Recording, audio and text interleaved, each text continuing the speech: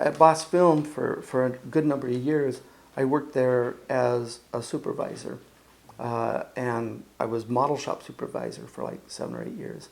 Now, if I recall, we got a casting from Apogee because they used the model for Executive Decision. Yeah, that was the same model. So we got their casting, and then they like completely rebuilt it. I mean, they added rivets where there weren't rivets. I mean, they super detailed the thing. It was gorgeous. The detail was incredible. I mean, I worked on tail sections, nose, and I worked on hydraulics, and I worked on air brakes and flaps and wheels and it was nuts. I mean, it was down to every single rivet.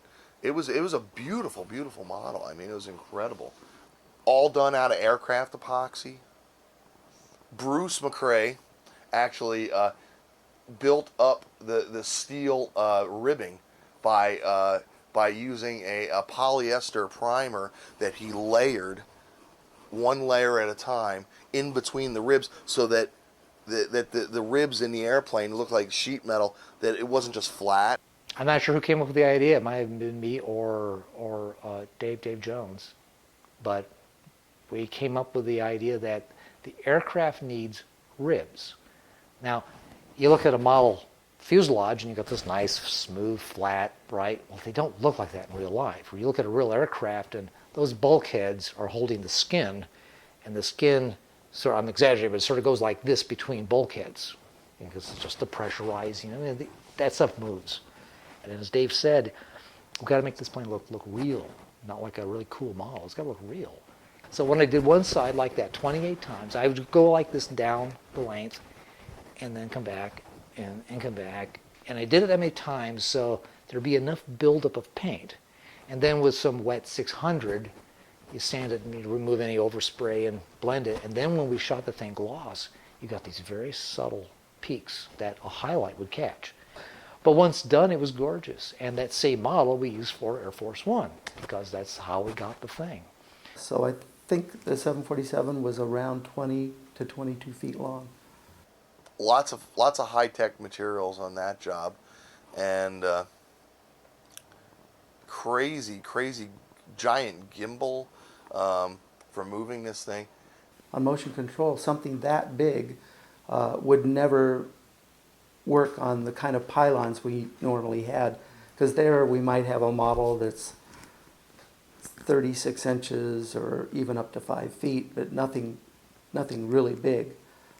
So one of the things we had to come up with was a motion control rig that could move the ship and then move it again. We ended up doing everything on multiple strand cables with motors that could pull. We'd use gravity to pull it down, and then these motors could pull on these individual 6 wires.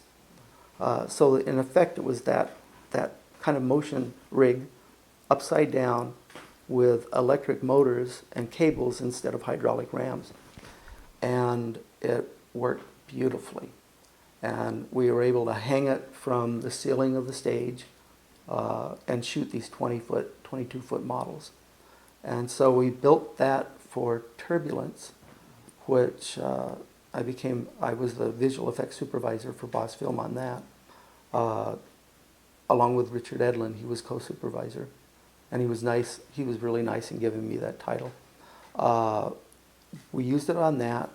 Then we were able to use that on Air Force One, and we redid the 747 for that. And then we also did Starship Troopers, which had a Roger Young that was, I think, 20 feet. So it was, once again, a large miniature. So that the camera, on all of these, the reasoning was so the camera could get much closer to the ship and almost even see in the windows of the airliner to make it more real.